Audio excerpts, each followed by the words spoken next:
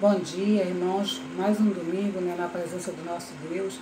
Nós somos gratos a Deus, né, pelo esse estudo maravilhoso que nós acabamos de aprender, né, que fala sobre a adversidade, nos traz a maturidade, que nós possamos ter maturidade suficiente para encarar todas as adversidades que a vida nos tem dado, né, na presença do nosso Deus. Nós vamos estar louvando o hino 304, que ele diz, né, que Deus possa nos fazer um vaso de bênção, um vaso na presença do nosso Deus.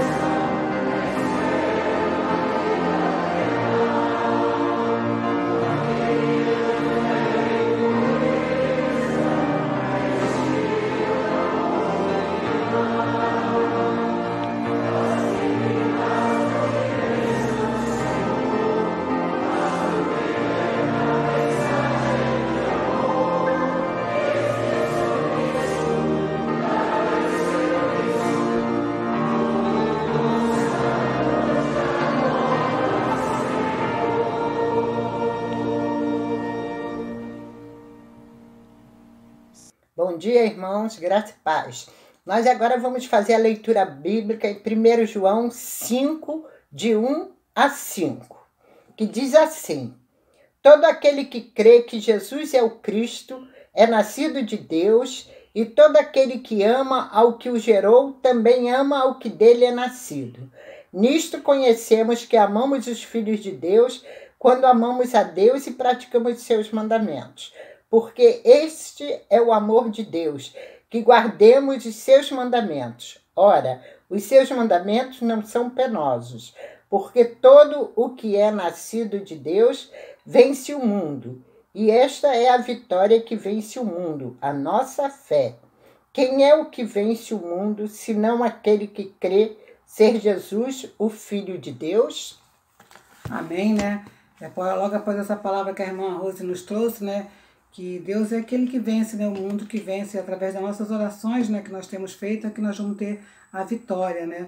Nós vamos agora estar falando, né? O tema de missões estaduais, porque nós estamos nesse mês de campanha e os irmãos nesse momento têm a oportunidade, enquanto eu e a irmã Rose estamos falando o tema e a divisa, vocês estão com a oportunidade de ofertar, tirar a sua oferta, né? E guardar para que no final do mês possamos estar entregando a oferta de missões estaduais para a pessoa responsável, que é a irmã Silvana, juntamente com a irmã Fátima, que tem trabalhado neste momento, nessa campanha.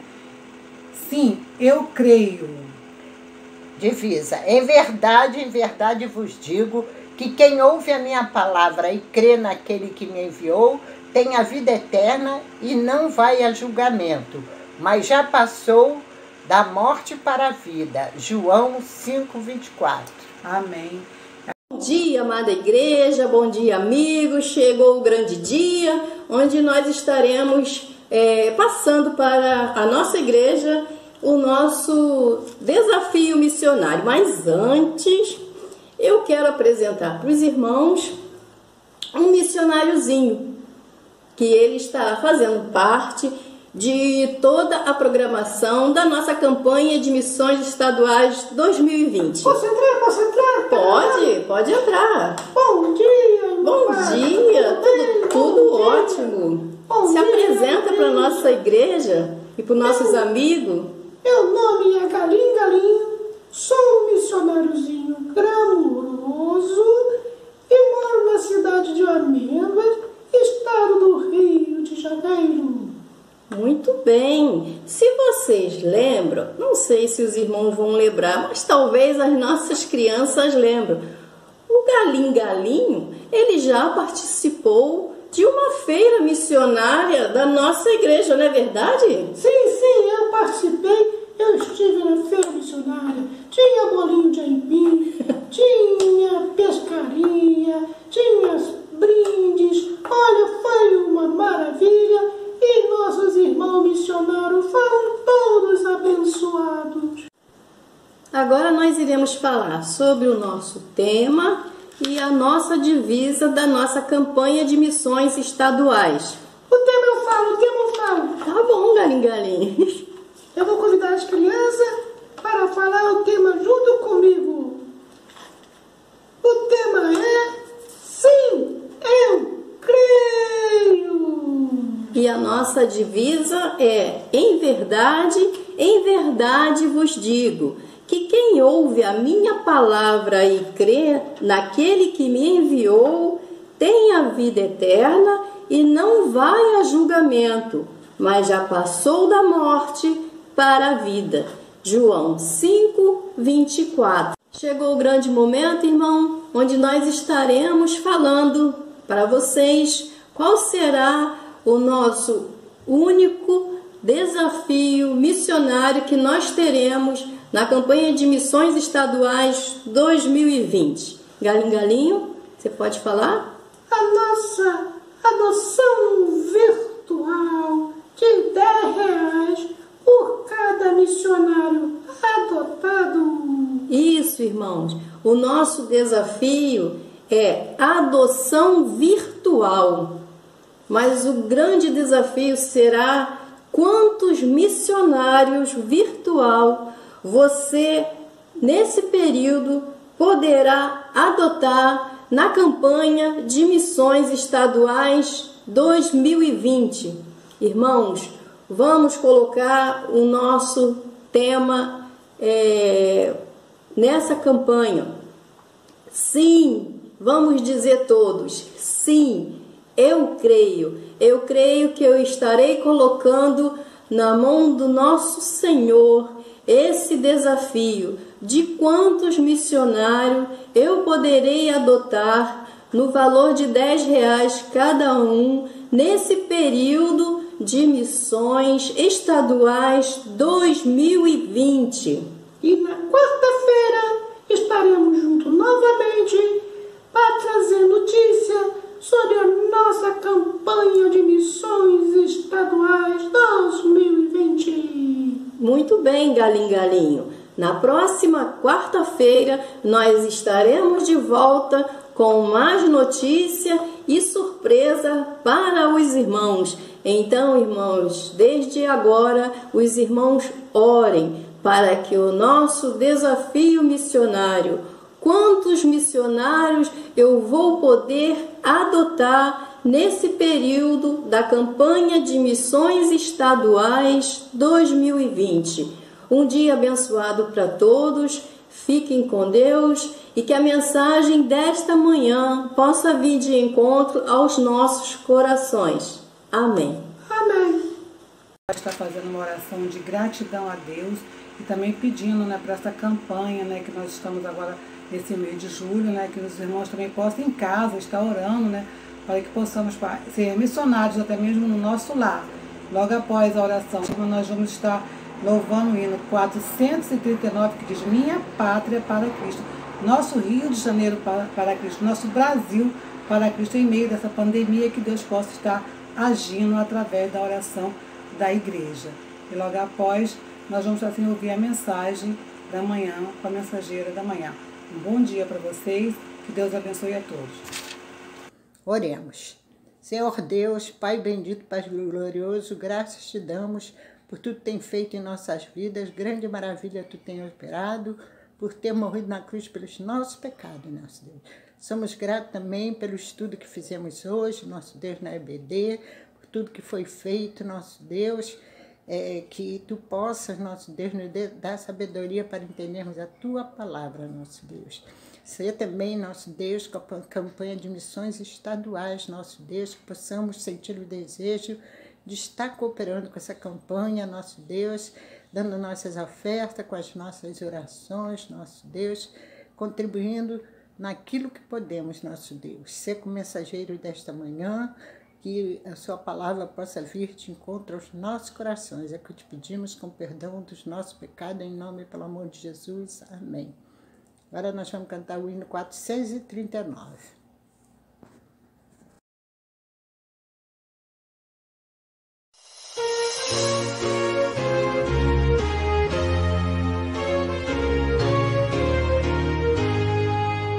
Minha pátria para Cristo é a minha petição. Minha pátria tão querida, eu te dei meu coração. Lá prezado, lá formoso, é por ti o meu amor. Que o meu Deus é celsa graça, que dispense seu favor. Salve Deus a minha pátria varonil. Salve Deus a minha terra, salve a terra do Brasil. Quero, pois, com alegria ver meu povo tão gentil, aceitando o Evangelho nesta terra do Brasil. Brava gente brasileira, longe vá temor servil, ou ficar a pátria salva, ou morrer pelo Brasil. Salve Deus a minha pátria varonil. Salve Deus a minha terra, salve a terra do Brasil.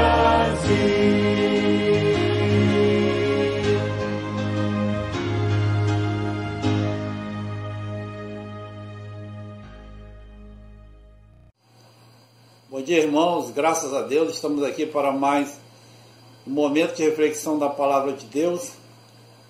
E nessa oportunidade nós convidamos os irmãos a abrir suas Bíblias no livro de 2 Timóteo, capítulo 2, versículo 4. 2 Timóteo, capítulo 2, versículo 4. Então vamos ler a palavra de Deus. Nenhum soldado em serviço se envolve em negócio desta vida, porque o seu objetivo é satisfazer aquele que o arregimentou. Então, nessa oportunidade, nós iremos pensar um pouquinho na palavra agradar. Então, todos nós, crentes no Senhor Jesus, eu creio que tem o objetivo no seu coração de agradar a Deus. Então, o objetivo do crente é fazer aquilo que de fato vai agradar a Deus. Então é muito comum a gente ver uma ou outra pessoa com o objetivo de agradar alguém. Conheci uma pessoa que tinha uma namorada e vira e mexe ele queria comprar algum presente para ela, cujo objetivo era agradar a sua namorada. Então havia a preocupação daquela pessoa, sempre buscando comprar alguma coisa para que pudesse alegrar o coração de sua então namorada. E ele entregava o presente e se percebia a alegria dela por ocasião daquela entrega daquele presente.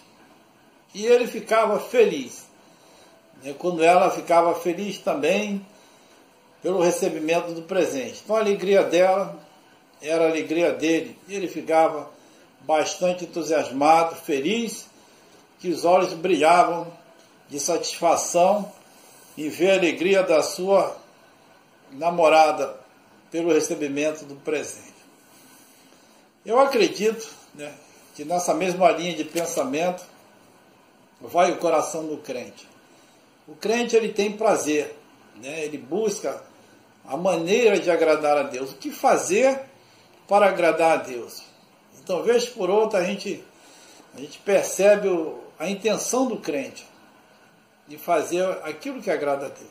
Então, nós iremos falar um pouquinho nessa manhã, sem tomar bastante tempo, né, em algumas coisas que agradam a Deus.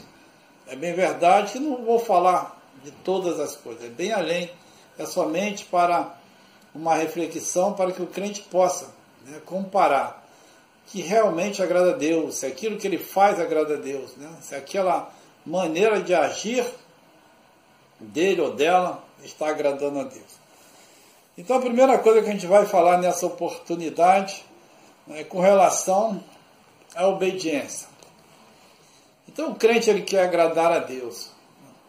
Seja um crente obediente, seja um servo, seja uma serva obediente a Deus. Procure ver nas suas atitudes, naquilo que faz, se realmente é fruto da obediência a Deus. Se aquilo que você está fazendo realmente está sendo algo que Deus mandou, que tem amparo na palavra, se a palavra de Deus manda fazer, ou se é somente uma prática religiosa. Então, nós percebemos em muitas situações, né, que existe, né, algumas práticas religiosas. Então Jesus, quando estava no meio dos doutores da lei, das pessoas entendidas religiosas da época, muitas das vezes Jesus confrontava essas pessoas, porque ele realmente era religioso, praticava as coisas pertinentes à religião, mas, no entanto, alguma delas não estava em obediência à palavra de Deus, não estava sendo algo que Deus mandou, era somente uma prática religiosa. E nós temos isso também na nossa época, no nosso presente século. Sempre alguém inventando, criando algo, algum preceitos religiosos que muitas das vezes tomam lugar da essência, né? A essência é a obediência a Deus. Então tem que ser algo que Deus mandou, algo que Deus falou. Lá no livro de Samuel nós lembramos daquela expressão simples, né, que nós conhecemos, é que ele fala da questão da obediência. Ele fala com o rei relacionado à obediência. Ele falava que ia fazer alguns sacrifícios, né? Então a palavra de Deus através do profeta vem para ele dizendo que obedecer é melhor que sacrificar. Em termos simples, né? Obedecer é mais importante. Então, às vezes, a pessoa se perde nessa questão do sacrifício, talvez por influência de uma tradição religiosa, ele acaba esquecendo disso. Ele faz tanta coisa, tanta prática, e muitas delas não estão amparadas na palavra. E o crente precisa obedecer a Deus. Então Deus tem prazer, Deus fica feliz na vida daquele ou daquela pessoa crente que é obediente à sua palavra. Uma outra palavra para a gente pensar nessa manhã é sobre a fé, né? Então em Hebreus 11:6, né, fala: sem fé é impossível agradar a Deus. Então, se tem algo também que agrada muito a Deus, é a fé. O crente, ele precisa ter fé, ele precisa confiar em Deus. As atitudes, as suas ações precisam demonstrar que ele é uma pessoa de fé, que ele confia. Então, quando a gente observa a palavra, nós vamos deparar com homens e mulheres, né, que as vidas foram exemplo de dedicação e de fé em Deus, né? Passaram por dificuldade, muitos problemas, mas permaneceram firmes na fé, não abandonaram a sua fé. Eu vou citar um bastante conhecido de todos nós, que é José passou por inúmeras dificuldades, mas em nenhum momento a gente encontra na Bíblia aquele homem murmurando, reclamando. A fé dele permaneceu intacta. Ele não abandonou a sua fé. Então, ter fé em Deus não é saber somente que Deus existe. É nas oportunidades do dia a dia. Ele demonstrar que é uma pessoa de fé. A Bíblia fala que o justo viverá da fé. Então, o crente, ele vive nessa fé. Embora aquilo que ele espera ainda não tenha acontecido, ele vive como se tivesse já ocorrido. Então, ele vive naquela certeza. Então, o crente tem inúmeras promessas de Deus para a sua vida. Algumas delas não aconteceram, mas ele vive nessa fé. Né? Essa fé coloca no coração dele a esperança, porque Deus, ele não falha, Deus é perfeito. Então isso vai acontecer. Então, se você quer agradar a Deus, tenha fé nele, confie nele, naquilo que ele prometeu. Quebrantado, né? Então, outra coisa que agrada a Deus é um coração quebrantado. Você vai verificar na palavra que é um coração quebrantado. Né? Aquele ou aquela pessoa cometeu algo, né, terrível, ou não, um pecado. Então, ele entende que errou, que falhou diante de Deus. E ele se humilha diante de Deus. Ele se apresenta diante de Deus humilhado, reconhecendo a sua falha, o seu erro. Então ele reconhece. Né? Então Deus se agrada daquele que reconhece o seu erro, a sua maneira de viver, se cometeu esse ou aquele erro, ele reconhece o seu erro, ele se quebranta diante de Deus, ele se humilha diante de Deus e busca em Deus o perdão pela sua falha, pelo seu pecado, e busca em Deus, né, o conserto daquilo que estiver errado, a restauração da sua vida. Né? Então, esse é o coração quebrantado, e Deus se agrada disso. Quando a gente contempla a vida de Davi, né, cometeu uma falha muito grande, né? Não que a gente possa estar aqui comparando as falhas, né, dando graduação às falhas, mas Davi fez algo muito triste, e quando colocado diante dele a sua falha, ele se quebrantou, ele se humilhou, ele reconheceu o seu erro diante de Deus e foi perdoado. Deus o perdoou e ele seguiu sendo uma referência para o povo de Deus. Não é? O amor. Então o crente, ele precisa ter na sua vida o amor. Então eu costumo dizer que a essência da vida do ser humano, a essência da vida é o amor. Então, olhar em 1 Coríntios 13, ele falando do amor. Então não adianta a pessoa, fiz tanta coisa, fiz isso, fiz aquilo, faço tal. E quando apresenta a oportunidade dele demonstrar o amor ao seu próximo, isso não acontece. Não adianta.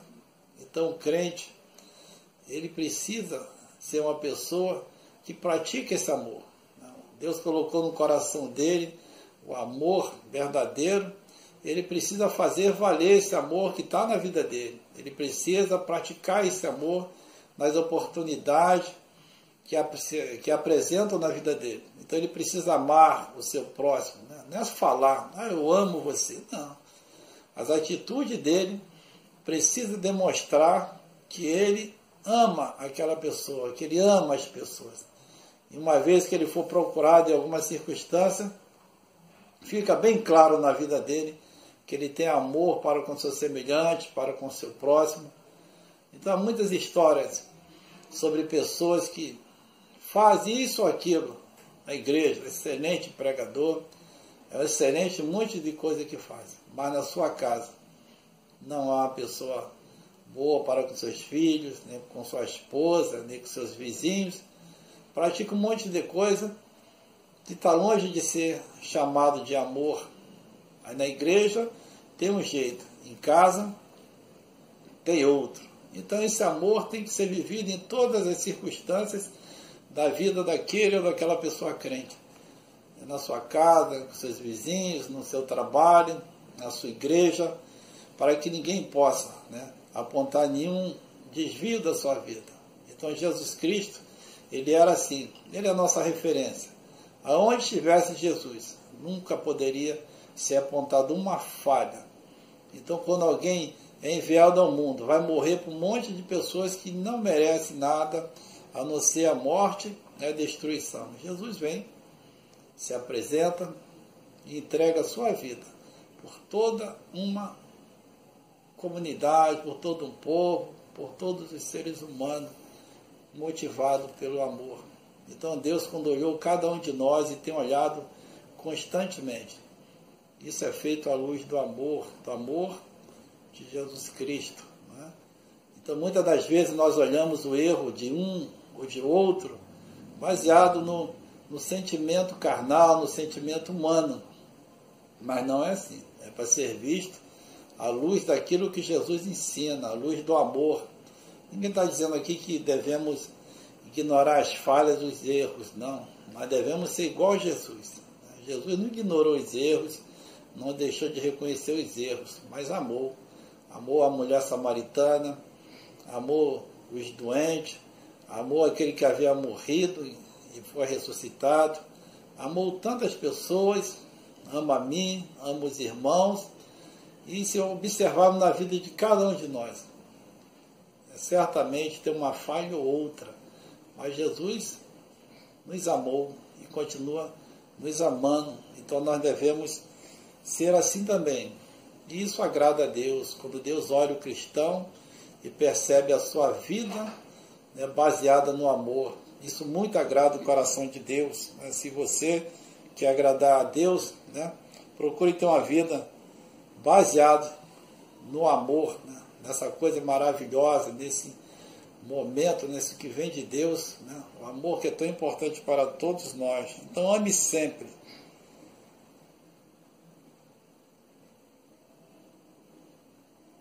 Ajudar, em Hebreus 13, 16, ele fala com relação a ajudar. Às vezes alguém exagera um pouquinho. Tem um grupo aí que coloca o ajudar como a essência. Né? O cristão, ele ajuda o próximo. Né? Se ele tem amor pelo próximo, ele vai ajudar. Então nós devemos, como cristão, essa prática de ajudar tem que ser comum na vida do crente. Então não é possível que alguém que é crente, que tem amor no seu coração, alguém que é obediente a Deus, ele não ajude o seu próximo.